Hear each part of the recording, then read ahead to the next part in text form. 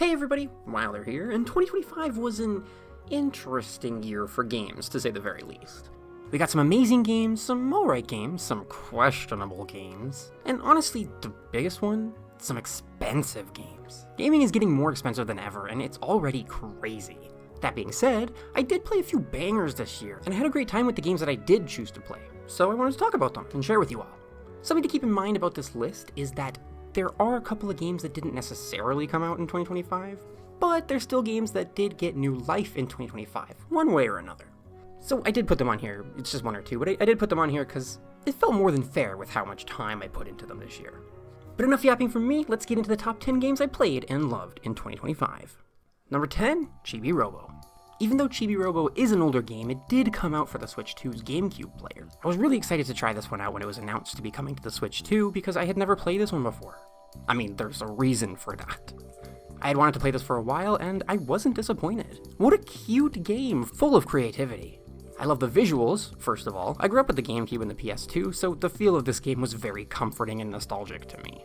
In this game, you play as a tiny little robot, whose goal is to clean up the house of the family that bought you, which will earn you happiness points. Although you do end up doing much more than that, it does immediately make for a great setting, a family house. And the fact that you're this tiny little robot makes everything huge in comparison. You'll be climbing on furniture, up ropes, through windows. This game really reminded me of Pikmin while playing it, especially Pikmin 4 with its house level, Hero's Hideaway, which is a good thing. I love Pikmin. But unlike Pikmin, there are humans in this game that you can talk to in the house, the family that bought you. You can find them around the house during the daytime and get to learn a lot about this family through your interactions with them. I don't want to spoil anything, but following this family through their life, and especially their problems, it gets real and intense, and you get invested in them and their struggles. You really hope you, as a little robot, can just make everyone happy by cleaning up and doing tasks for them. I loved the absolute charm that just oozed out of every corner of this game. Like, you have a little plug that's attached to you that you can insert into the wall to charge up, because doing anything, moving, climbing, jumping, it all takes energy from your batteries, which need to be charged back up at an outlet. I thought this would be a really annoying mechanic at first, but no, not really. It just became one of the many little charming things about this game. And my gosh, there's still so much stuff, like just how you can go out at night when the family is asleep and meet different toys that live throughout the house. You can talk to them. You can unlock different costumes that come with different abilities. And of course, just like the rest of the family, the toys have great and fun personalities too. If you have access to this game, I highly recommend you try it out because I fell in love with it from the start. It is super charming and unique. Number 9, Blueprints. Now here's a game I hadn't even really planned on playing, but after hearing so much about it, I had to check it out. Blueprints is a puzzle game where you're building rooms in a big manor, with blueprints. Blueprints. Ha ha ha. Every room you build will be different. There can be items in them, puzzles to complete, some rooms have rules to them you have to follow, some rooms are made to be dead ends, but they'll help you more than those that would let you progress.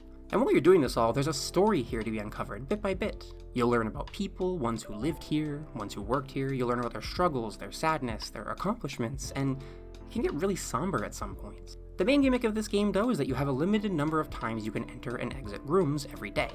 And once your day ends, all the rooms reset, and you're starting over, carrying the knowledge you obtained from the previous days and previous rooms into the next day. While the puzzles are cool and not too crazy difficult, I did have an issue with how the game resets the manor. Every day you can build new rooms and create different layouts, but you'll be seeing the same rooms and doing the same types of puzzles. The answers are different every day, mind you, but the structure of the puzzles stays the same. You'll be seeing them every day. While it can be fun and exhilarating to finally have figured out the answer to a puzzle you've been thinking about for a while, only to realize it'll be tacked on to the already long list of rooms you have to repeat again tomorrow, it wasn't the best feeling. That being said, it did not stop me from playing over and over and over again. This game did hook me. It's just something that didn't flow as well as I would have liked it to. But yeah, it did hook me. Don't let that discourage you. This game is great and it's very unique. Check this one out if you're into puzzles. Just make sure you have a notepad with you. You'll want to write a few things down just in case. Number 8, Pixel Cross Rune Factory. I love these nonogram puzzles, Picross, whatever you want to call them. I love these puzzles. For nonogram puzzles though, I've played quite a few of them over the years, but I haven't really found one that's as interesting as this, honestly. I have a whole video on this game already if you want to check that out. But this game, it isn't just puzzles, it's also, it has a bit of customization to it. Yeah, it's mostly puzzles, but getting to customize your farm, pick your spouse, that stuff was unique to me. Also, the boss battles in this game, where every mistake you make during the puzzle is a hit the boss gets to take on you, which makes time go by faster. That was really cool. I thought the charm in this game was nice. Like I said in my original video, although there are references to Rune Factory games and characters, this is mostly a Rune Factory 5 crossover, which isn't a bad thing. It's just that it's a bit unfortunate to not see more from other games. With the 3D models being ripped straight from 5 though, it makes sense as to why. That aside, this is still a really fun nonogram puzzle game, which will get you a lot of mileage, even if you aren't a Rune Factory 5 fan. But even more if you are. But again, I have a whole video on this, so if you want to check that out, there's a card in the top right corner. Number 7, Ball Pit. Ball X Pit? Hunter Hunter? Hunter X Hunter? What a crazy time sink this game is. The concept is that there's a pit, you go into it, you throw balls. Ball X Pit. Ball Pit. So this is a roguelike where you head into this pit, choose your character, every character has different stats, different little gimmicks, and different starting items. You shoot at these monsters with all the balls you have, and they'll drop little crystals which will level you up, allowing you to pick from a ton of different upgrades. Once you beat the level, or you fail the run, you'll get a bunch of character experience that will level up the character you used that run. These levels stay with you as you level up your characters by doing runs, while the levels you get in the middle of the actual run, where you get your upgrades, will be reset. This way, even if you fail your run, you're still walking away with experience that will make your character's base stats stronger for the next run.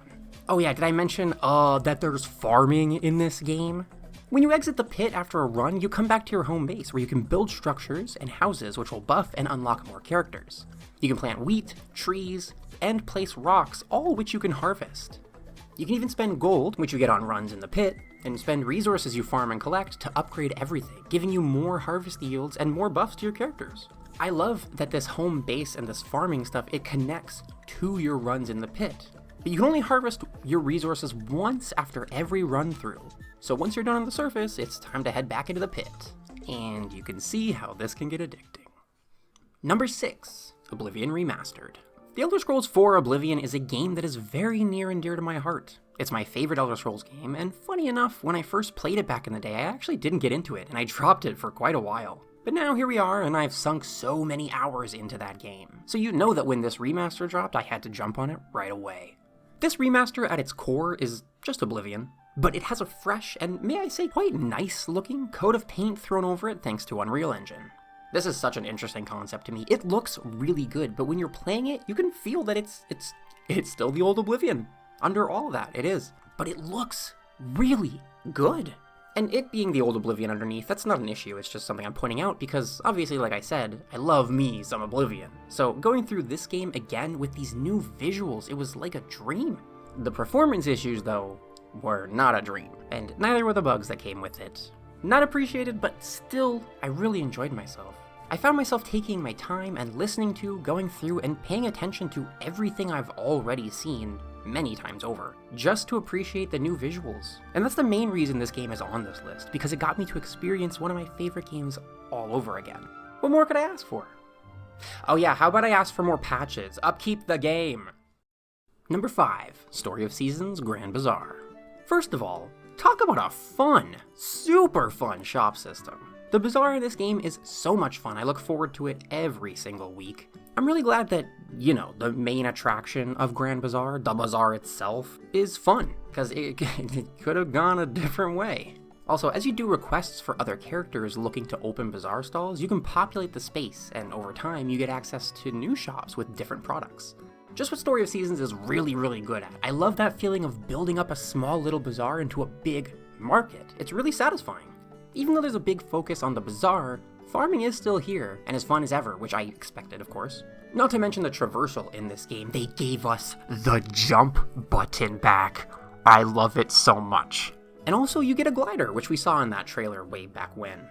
And yeah, it's super fun and satisfying to jump off of high places and just glide through the town or even across it. I love that there's nothing stopping you. You can walk behind buildings, on top of them, rooftops. There's hidden paths behind buildings. They don't mind you jumping all over the place. It makes for a really good time. I haven't even mentioned the characters, which are great and fun. You know, Story of Seasons is always pretty good at that. The only thing I really had an issue with was waiting all week to sell anything. Like, yeah, you don't have to wait to sell at the Bazaar. There are multiple ways to sell stuff, but there's also multiple reasons as to why you would want to wait to sell at only the Bazaar. I don't know, I feel like that's just a loop that I'll either get used to over time, or that I'll come to get more comfortable with, you know, as my Bazaar level and income increase as well. Because honestly, I think the only reason this game isn't a little higher is probably just because of playtime. I really need to play this one more. Maybe that's something we could do on stream together? That would be fun. Number 4, Hades. Yeah, Hades came out years ago, and really I should be talking about its sequel, Hades 2. But I haven't played it yet. As you can tell, 2025 was the first time I even played Hades. I bought it on the Switch for $7 because I heard that the frame rate was super solid on the Switch too, and I'd never played it before. And yeah, the frame rate is super stable. But also, wow! What a game! I feel like I robbed them for this quality and amount of fun for $7? Oh my gosh, you gotta be kidding me. This game is so much fun, and I can't believe I slept on it for so long. I'm not really into roguelikes. Well, that is to say, I wasn't until this game. It made me go see other roguelikes, go experience them. Hades completely captured me, from our main character Zagreus, who I absolutely adore, to every other single character. There wasn't anyone I truly disliked. Dusa, Meg, Skelly, Thanatos, Hypno, Cerberus, of course. Even Hades himself, as much as I really didn't like his attitude, I was very surprised by him later on. That's all I'll say there. I'll let you, get into that, and I won't spoil it for you, but not to mention the gameplay. I loved all the weapons, especially because you can unlock different versions of them all, which make them play differently. So you don't like a weapon? Cool. Try a different variation of it. You may love it. That's what happened to me. Of course, there's also the boons you can unlock and choose from to customize your build even more while you're on your runs. If you get lucky, you can have such a crazy powerhouse build in this game. And the areas in this game look really great. It is kind of unfortunate that there's only really 3 areas. Like, they look really good, but on your, 3,000th run through, kinda want one more area maybe. But even with that, the gameplay loop is super satisfying. I love the way that the story for the characters is doled out slowly between every run. It gave me something to look forward to after every run, and made every death sting a little less because, hey, at least we get to go talk to everyone and learn more about them. This game blew me away. It made me want to seek out other roguelikes, like I said, to really start diving into this genre. And you better believe I'm checking out Hades 2 sometime soon as well. I picked up Hades, and it was legitimately the only game I played for about 80 hours. It just became endless fun to me. Number 3, Marvel Rivals. Speaking of endless fun, Marvel Rivals, the 6v6 team-based hero shooter based on the Marvel superhero IP. That's a mouthful.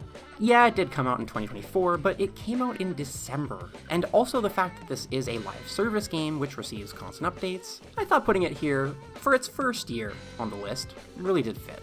Especially because, I've put 900 plus hours into this game over the year. Yeah, and I regret nothing. As someone who was so burned by Overwatch, someone who used to love that game so much, who had so much hope in Overwatch 2, I was so happy when Rivals came out and hooked me from day one.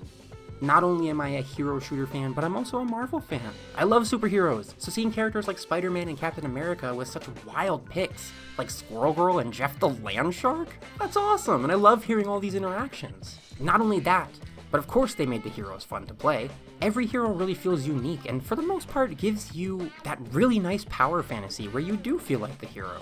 Between every season, not only are there new characters added, but also more story.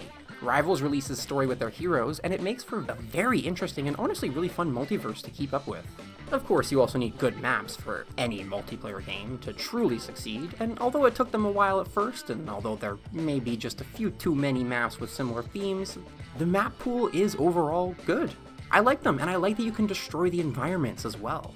I just don't like that it rebuilds. That's the part that gets in the way sometimes. The main thing that keeps me playing, though, other than the updates and constant content, are the Lord portraits. Every character has a set of missions, we'll say, and every time you complete them, they're repeatable. You gain points towards the next rank of that character. Once you've maxed out a character's rank, you get a new portrait for that character while in-game that you and your team can see on the scoreboard. I love grinds like this, so much so that I already have 16 characters with Lord portraits, and I'm still going. It is so addicting to me. But yeah, with how much fun I've been having with this game, I will continue to play Rivals for quite a while to come. Number 2, Rune Factory Guardians of Azuma. Here's the big one! Everyone was commenting and asking me about this game during my hiatus, and now I can officially tell you all that this is my favorite Rune Factory game. I have a proper video for this game planned at some point, I don't know when it'll come out, but I'll be brief here because I have a lot to say there. But yeah, I couldn't believe it. I loved this one so much that it just blew past 4. This one became my favorite. The combat in this was really fun. I loved it, and it felt like a more refined version of 5's combat, which I already liked in the first place. I loved the 4 different seasonal towns, the unique characters that inhabited them, which, to be fair, Rune Factory is already really good at their characters, so no surprise there. Something that I did really like is how involved so many of the characters seemed to be during the main story. I liked seeing so many different people have opinions and emotions about these things happening. Very much like 4, how they included more people. Jumping back to gameplay though, the town building. Oh my god, I had so much fun with this. It was a ton of fun decorating such huge portions of the towns and trying to get one of every item in each town. There's a lot of items to customize with as well, which leads you to having to grind for materials if you want to complete the towns, which was actually really welcome, especially when I got to endgame. It gave me another thing to grind for. The one thing that this game has kind of strayed away from was the farming. It wasn't traditional. However, I did enjoy it for what it was. I liked farming large areas with the different instruments and unique tools you get throughout the game. Although the farming felt more integrated into the town building than being its own thing at all, I think it fits this game for what it was, even if it felt very much more of an aside than in most Rune Factory games. Still though, this managed to climb its way to my favorite Rune Factory, and I hope you all look forward to my full video on it. Also, I love Wolby. Love my son. However, this game is not number 1 on this list, because number 1 is Clair Obscur Expedition 33, the game that everybody can't stop talking about. I went into Expedition 33 completely blind, and I walked away changed. This game, its message, its story, it spoke to me on a level that very few games have the privilege of being at. And this game deserves that, along with all the rest of the praise it's gotten.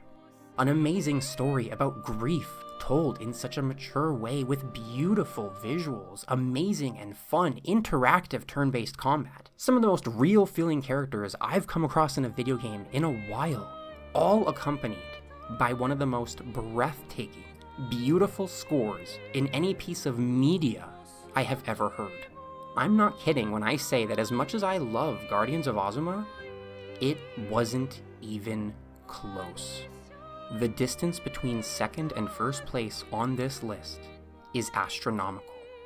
Expedition 33 is a game that will sit with me for a long time because it did what so many games these days try to do but fail at. It made me think, it made me wonder, and in the end, it made me choose.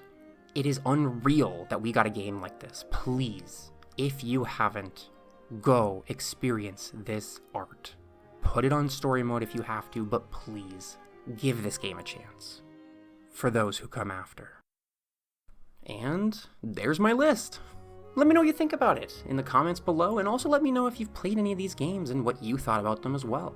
That's going to be all from me today, though. Thank you so much for watching. Don't forget to like, subscribe, all that good stuff. And in the meantime, I'm going to go play some more games. See you later.